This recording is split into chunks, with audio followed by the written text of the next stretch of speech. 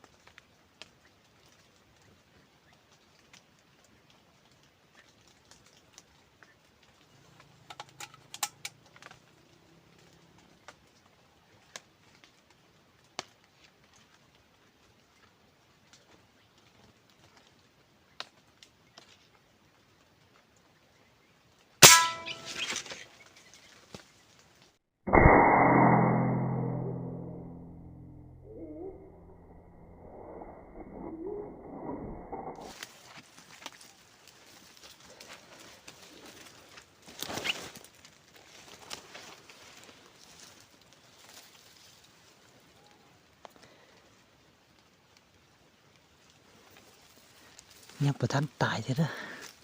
ถึกแต่ปีกมันหักนี่เป็นเป็ดอยู่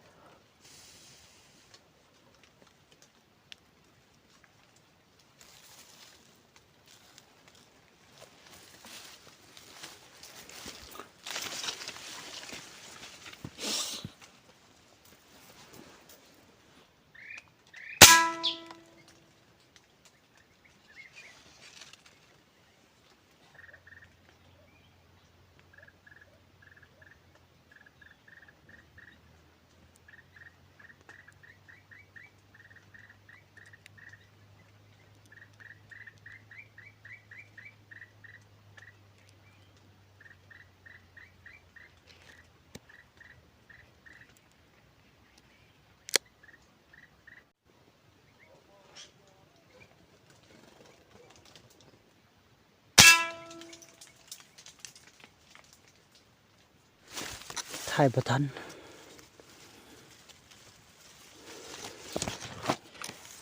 เมื่อกี้เอาลูกหวานสายิงบ่ถึก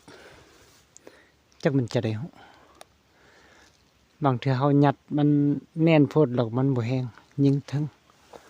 ยิงบาดหนึ่งใส่ลูกหวานน้อยบ่ถึกเดี๋ยวนี้บ่ใส่ละ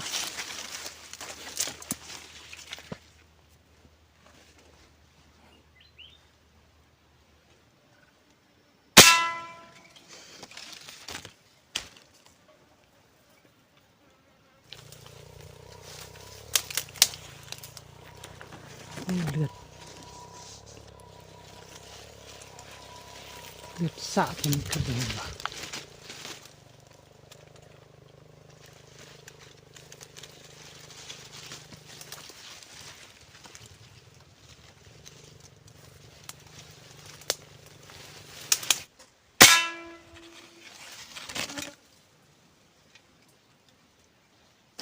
ไปเก็บก่อนคันบ่เก็บ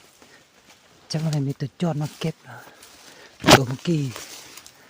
บ่ได้มาเก็บแล้วก็มันหายตัวเมื่อกี้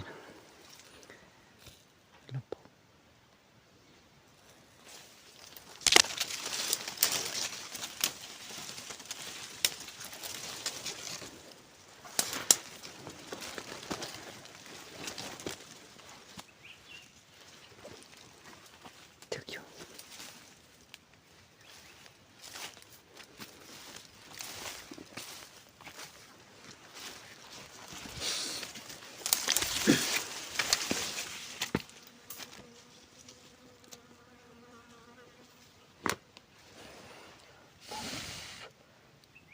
ถึกหลังไปถึกหัวได้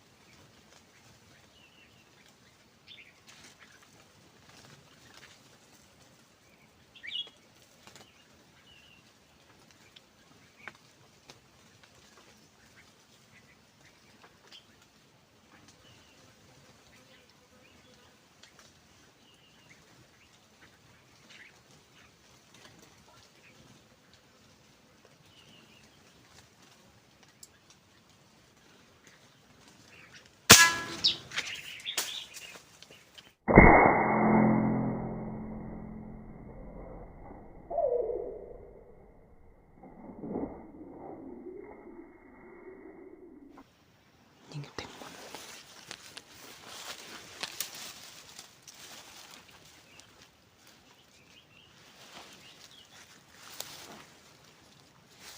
ถึง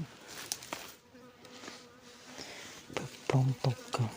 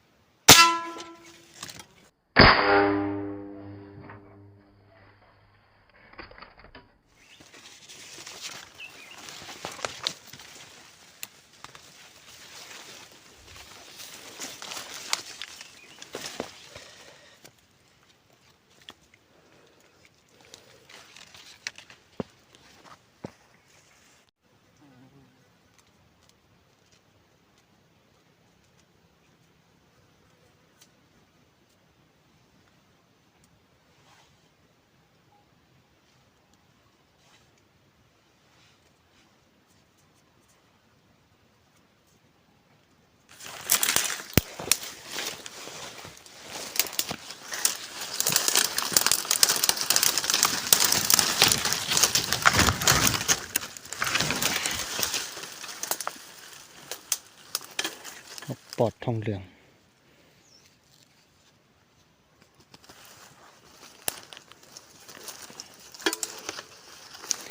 เสียดายตัวตกเมื่อกี้ซอกบ่เห็นจักมันตัวจ้อนตัวยังเก็บน่ะ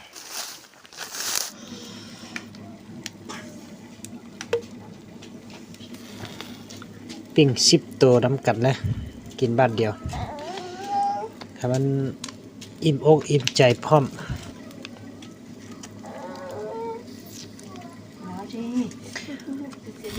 นกตุ้ยดีเนาะมาปิ้งมันดี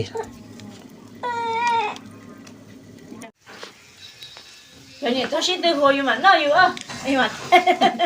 古代人干， 10古代别老了，你看呀。bé ô chạy cũng kêu phụ trong kia rồi đến bao cái đó là cứ phải có trâu rồi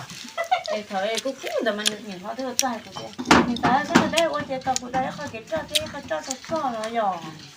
đấy đấy rồi ơi nhìn nó cũng chị thì